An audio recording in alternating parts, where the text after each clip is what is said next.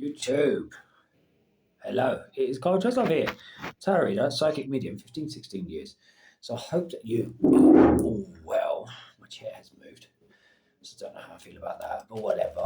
I was teaching today my apprenticeship, which was lovely. We were looking at the Vedic system, the link between the chakra system, the planets, the properties of the planets, and how, they are then influenced by whatever constellation the planet is in.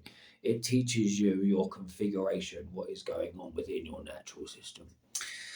So that was that. And then, it's been an interesting, busy week. We had the eclipse, we had the full moon. So I've been juggling a lot of people's ongoing processes, which is wonderful and great, and I love it. Met some interesting people recently. I met a guy who is an international model who, was expressing really that stepping into that world and trying to maintain one's spirit and one's soul is difficult because it's not the most nourishing for the soul. It's interesting how we think that there are certain industries that are desirable,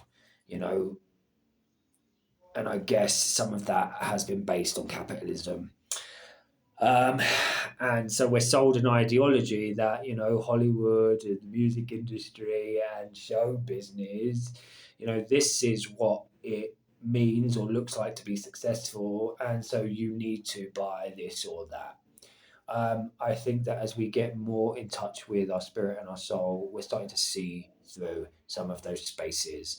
But he wonderfully, really saw me, which was also something that is, I was talking to him about the fact that to maintain one's spirit and one's soul is sometimes quite difficult to do in a world, once again, that, especially, I've done this work for a very long time, and I grew in a container, as it were, in a country that, there was access for me to develop my spirituality in a good way, but also it wasn't the mainstream. And to try to, work and build a career and a life doing what I do, it was not easy to maintain trying to listen to this in a world that doesn't always cater to that, and then to try to make it work as a way